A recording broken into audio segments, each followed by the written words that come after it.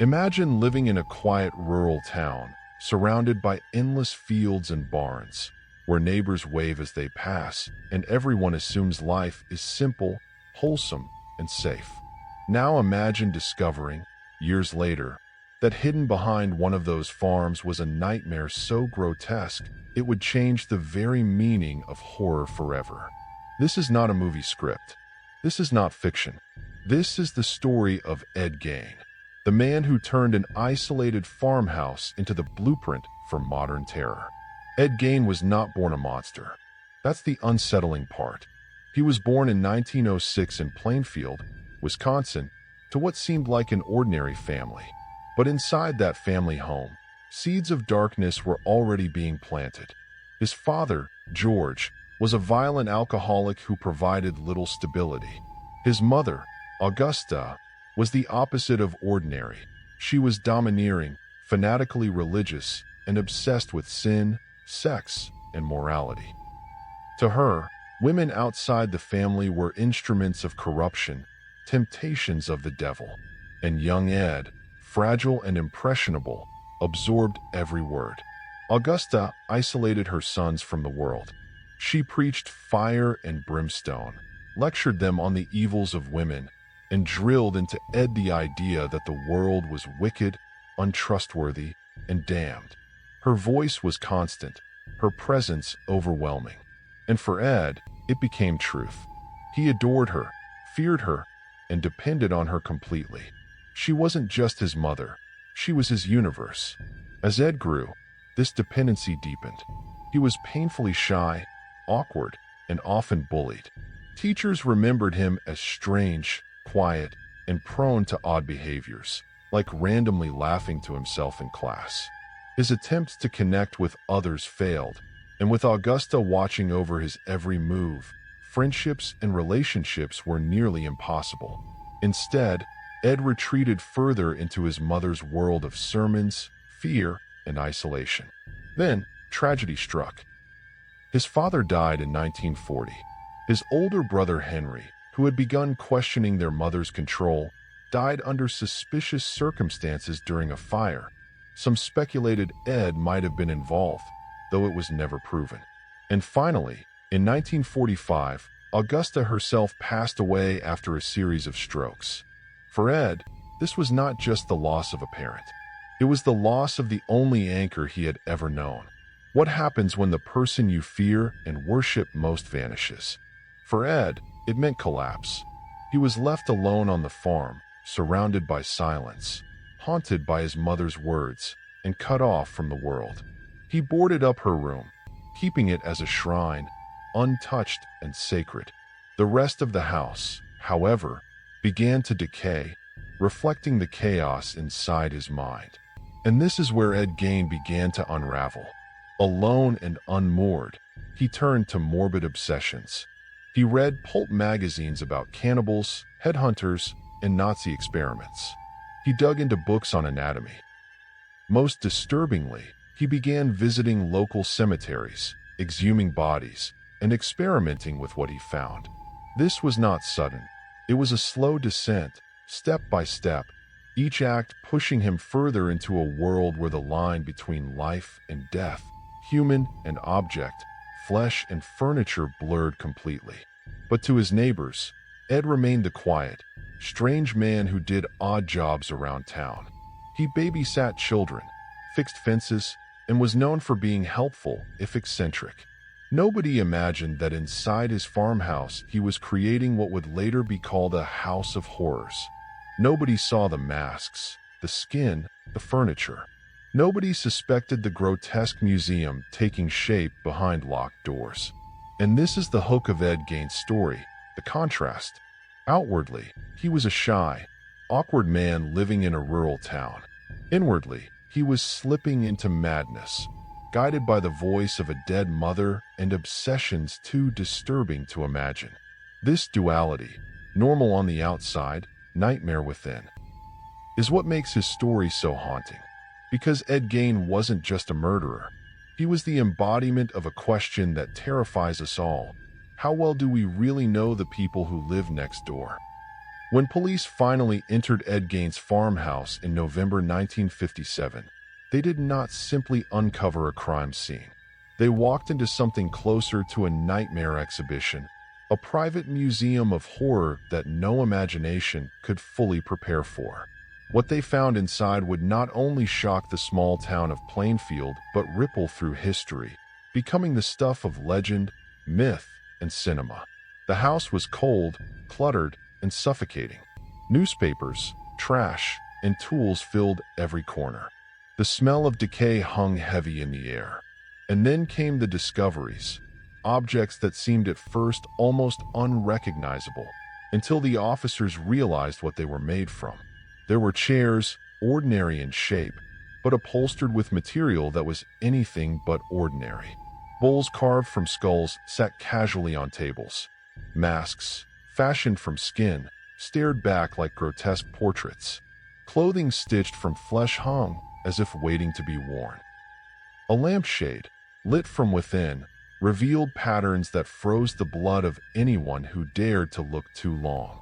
Every room felt like a display, each object a twisted exhibit of creativity gone mad. It was as if Ed had turned his farmhouse into an art gallery of death. Furniture, clothing, and decoration all reconstructed from what he dug up in local cemeteries, and, in some cases, from his victims. To the officers, it was beyond comprehension. This wasn't the work of a man killing for money, revenge, or passion. It was something far darker, an attempt to reshape the world around him, to surround himself with objects that blurred the line between the living and the dead. Each item carried his obsession, each piece a silent scream of his fractured mind. The kitchen revealed more horrors. Utensils and containers made from bone, jars holding things that should never have been preserved. It was not a kitchen for cooking. It was a laboratory, a workshop, a shrine to impulses no one could explain. Neighbors who had seen Ed as harmless were stunned when the news broke. They remembered the man who babysat children, who fixed their roofs, who seemed eccentric but kind. The contrast between the neighborly handyman and the collector of horrors was too much to process. This wasn't simply crime. It was transformation. It was madness laid bare in wood and plaster, tar and cloth, skin and bone. The farmhouse became infamous. Reporters described it in lurid detail, though even they struggled to capture the scope of what had been uncovered. The press labeled it a house of horrors, and the name stuck. People traveled for miles around to gawk at the building, though most would never see the inside. For years, the legend of what was found inside grew bigger than the facts. What made the discovery so disturbing was not just the objects themselves, but the questions they raised. Why would a man create masks from faces? Why turn bones into furniture? Was this ritual, art, madness, or some combination of all three? The police couldn't answer. The psychiatrist who examined him tried, but their words never matched the horror of the house itself. To walk through that farmhouse was to walk through the inside of Ed Gein's mind. Each object was not only a crime, it was a thought, a desire, a twisted dream made real. And that is what terrified the world most. Because while most killers hide their acts, Ed displayed them. He lived among them. His house was not a crime scene. It was a gallery. And so, the Museum of Horror became legend. Long after the farmhouse was destroyed, the memory of what lay inside lingered. People still ask, was it a house or was it a mirror showing us the darkest parts of human imagination? When news of Ed Gein's crimes broke in the late 1950s, it didn't stay confined to Wisconsin. It exploded across newspapers, radio, and television. The details were too shocking to ignore. The lonely farmer, the mother fixation, the grotesque trophies. For writers and filmmakers, it was material almost too dark to believe and too compelling to resist. One of the first to seize on the story was author Robert Bloch, who lived just a short distance from Plainfield. Fascinated and horrified, he used Gein as inspiration for his 1959 novel Psycho. In Block's hands, the lonely Wisconsin farmer became Norman Bates, the soft-spoken motel manager with a secret life of madness. The parallels were unmistakable. The isolated house, the shrine to a dead mother, the split between an ordinary exterior and an unspeakable interior. When Alfred Hitchcock adapted Psycho into a film in 1960, Ed Gein's shadow entered popular culture forever. The world met Norman Bates, portrayed by Anthony Perkins, a character who seemed polite, awkward, almost sympathetic, until the truth was revealed. Behind the quiet smile was obsession. Behind the motel was horror. Behind the man was his mother, or at least the illusion of her. This was the genius of the adaptation. It transformed real-life monstrosity into cinematic myth. Hitchcock did not need to show skin masks or bone furniture. He only needed to show a man, trapped by the voice of his dead mother, unraveling under the weight of repression and madness. For audiences in 1960, the shock was overwhelming. Moviegoers screamed, fainted, and lined up to see what was being called the most shocking film ever made. Norman Bates was not Ed Gein exactly, but he carried his essence. The awkwardness, the isolation, the obsession with a domineering mother. It was a character born in a farmhouse in Wisconsin, dressed for the silver screen. And the impact was seismic. Psycho changed not only horror, but cinema itself. It broke taboos, killed off its leading lady halfway through the film, and forced audiences to confront the terror of the ordinary.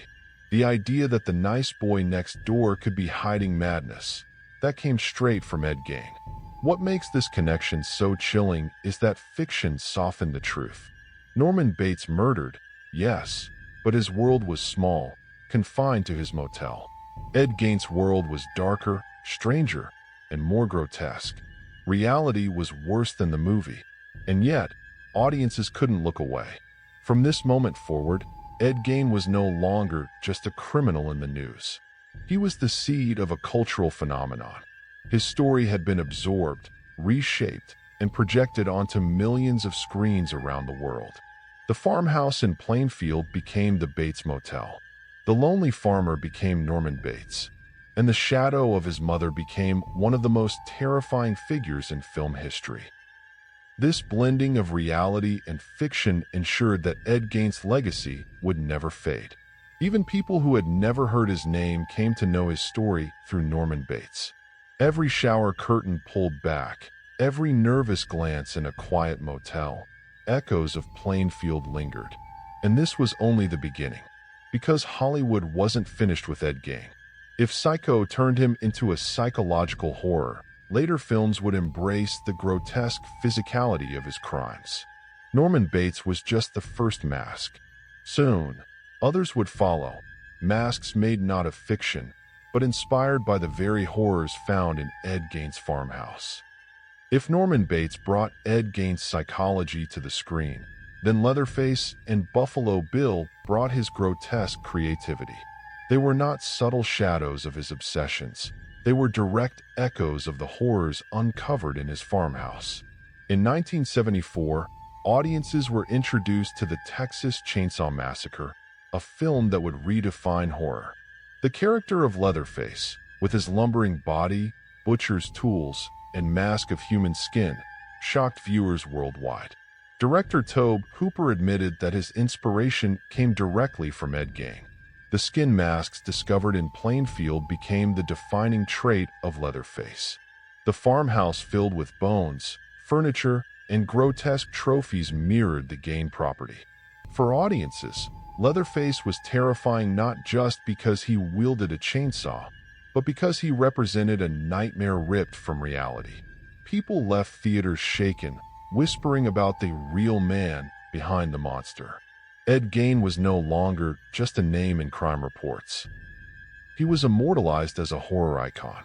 Then, in 1991, another figure stepped onto the screen, Buffalo Bill in The Silence of the Lambs. Unlike Leatherface, Bill was not a brute but a calculating predator. His obsession? Crafting a woman's suit from human skin. Once again, The ghost of Ed Gein hovered over the story. The clothing made from flesh in Gein's farmhouse inspired the chilling details of Buffalo Bill's crimes. Together, these two characters formed a cinematic double image of Gein's legacy: the raw brutality of Leatherface and the calculated obsession of Buffalo Bill. Between them, they captured the full spectrum of his horror, the physical grotesque, and the psychological nightmare. What made these portrayals so effective was not only their violence, but their familiarity. Viewers knew, consciously or subconsciously, that these characters were not entirely fictional. They were rooted in real history, in a lonely farmhouse in Wisconsin, in a man who had blurred the line between imagination and atrocity. That knowledge made the films not just frightening, but unforgettable. The cultural impact was enormous. The Texas Chainsaw Massacre sparked decades of sequels, remakes, and endless debates about censorship and violence in film. Leatherface became a pop culture icon, his mask a symbol of primal terror. The Silence of the Lambs won Academy Awards, cementing Buffalo Bill, and by extension, Ed Gein, in cinematic history. The story of one man in Plainfield had spread across the globe, shaping how millions imagined horror. But perhaps the most disturbing part is this: while Leatherface and Buffalo Bill were terrifying, they were still diluted versions of reality. The farmhouse of Ed Gein contained horrors that even Hollywood hesitated to fully replicate. Fiction softened the truth, and yet, the fact that audiences recognized the connection and kept coming back for more reveals something unsettling about us. Why are we drawn to stories like these? Why do we turn real suffering into entertainment, real horrors into film legends? Part of the answer lies in distance. On screen, we can confront the unthinkable without truly facing it. We can watch Leatherface chase victims through the woods and remind ourselves, it's only a movie. But deep down, we know it isn't only a movie. It is rooted in something real, something too cruel to imagine, except we already did. And that is the paradox of Ed Gein's legacy. His crimes horrified his community, destroyed lives, and left scars that never healed. But they also birthed stories, characters, and myths that continue to haunt us decades later. Through Leatherface and Buffalo Bill, his shadow stalks every theater, every screen, every nightmare. Because sometimes, the scariest monsters in fiction are not inventions at all. They are reflections. And Ed Gein's reflection has been staring back at us for over half a century. When Ed Gein was finally arrested in 1957, the town of Plainfield was stunned into silence. For decades, they had known him as the quiet handyman, the odd neighbor, the man who kept to himself. Now, they learned that behind his farmhouse doors, he had been living in a world of horror.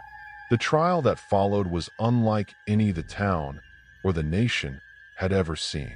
Prosecutors laid out the evidence: the grave robberies, the trophies, the grotesque creations. Witnesses spoke of the farmhouse, of the discoveries that turned stomachs and haunted dreams. The public devoured every detail, newspapers printing stories that blurred fact and sensationalism. For many, it was too much to believe. For others, it was too fascinating to ignore. Yet the question at the center of the trial was not only what Ed Gein had done, but why he had done it. Was he a calculating killer, or a man broken by trauma and madness? Psychiatrists testified about his dependency on his mother, his isolation, his inability to separate fantasy from reality. The conclusion was chilling. Ed Gein was legally insane. He was found unfit for trial and committed to Central State Hospital for the criminally insane. There, he lived out the rest of his days. Unlike the monsters he inspired, Ed Gein did not die in a blaze of violence or revenge. He spent decades in confinement, gardening, reading, and occasionally speaking to reporters with a disarming calm that unsettled everyone who met him. To those who saw him, he seemed almost ordinary, polite, even soft-spoken. And that was perhaps the most disturbing detail of all. He died in 1984, buried in Plainfield Cemetery, not far from the graves he had once disturbed. His headstone was later stolen, a grim reminder of the fascination his name continued to inspire. Even in death, Ed Gein remained a figure of morbid curiosity. But his true legacy lies not only in his crimes or his confinement, but in what followed. His story bled into culture, reshaping horror in ways no one could have predicted. Norman Bates, Leatherface, Buffalo Bill, these characters carried pieces of his darkness onto screens worldwide. Directors, writers, and artists mined his story for inspiration, transforming real pain into cultural myth. And we, the audience, consumed it eagerly. We lined up to watch Psycho, gasped at the Texas Chainsaw Massacre, and shuddered through the silence of the lambs.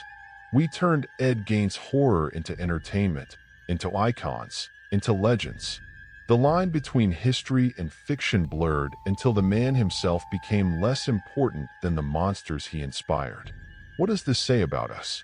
Perhaps that horror fascinates because it allows us to confront the unthinkable from a safe distance. Perhaps that we are drawn to stories of ordinary people hiding extraordinary darkness.